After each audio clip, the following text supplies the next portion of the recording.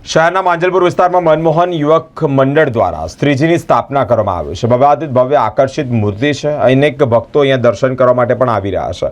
મિત્રો, તમામ લોકોના મનની ઈચ્છાઓ અહીંયા પૂરી થશે। અનેક વર્ષોથી અહીંયા જે સ્થાપના થતી હોય તે અંતર્ગત લોકો પોતાની જે માનતા રાખે છે, જે ઈચ્છા કરે છે, તે અહીંયા પૂર્ણ થઈ રહેશે। મિત્રો, અહીંયાના જે સામાજિક કાર્યકર્તાઓ છે તેઓ વિશેષ માહિતી આપી રહ્યા છે।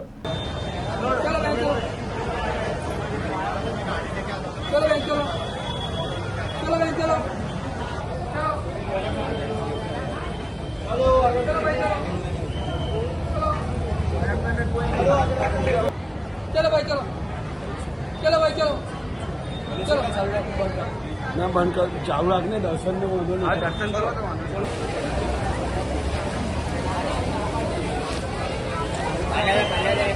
जय गणेश वडोदरावासीओने मनमोहन युवक मंडल एंड चैरिटेबल ट्रस्ट वडोदराना महाराजा आप જોઈ શકો છો કે 37 વર્ષમાં પ્રવેશ કરવા જઈ રહ્યું છે। વડોદરાના મહારાજા જે રીતે નામ આપેલું છે એ રીતે રાજમહેલમાં બેરાજરા ગણેશજીની સ્થાપના કરેલી છે। અને ખાસ કરીને આપણે બધાનો બંગાળથી આવેલા 40 કારીગરોનો આભાર માનવો જોઈએ કે એમના વડે આપણી આ શોભા દેખાઈ રહી છે।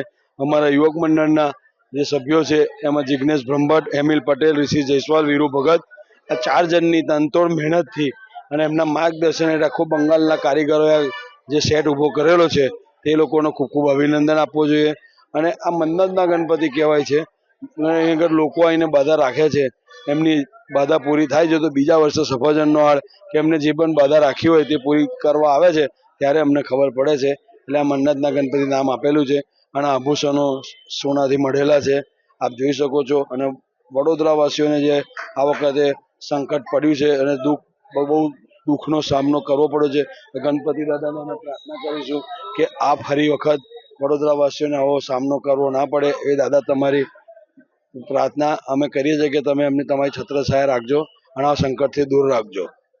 નિલેશભાઈ, આજે 5મો દિવસ છે શ્રીજીને, આજે કેટલી પબ્લિક આવી છે? આજે હજારોની સંખ્યામાં પબ્લિક આવે છે। ગણતરી તો કરાય નહીં આપણાથી, આપણે તો ગણતા તો છે નહીં, પણ હજારોની સંખ્યામાં પબ્લિક દર્શન માટે આવે છે અને ચરણ સ્પર્શના દર્શન કરી રહી છે, આપ જોઈ શકો છો। અને કાલે સુંદરકાંડનું અશ્વિન બાપુ પાઠકનું આયોજન છે તો વડોદરાવાસીઓને અમે આમંત્રણ આપીએ છીએ કે આ સુંદરકાંડનો આવીને લાભ લે।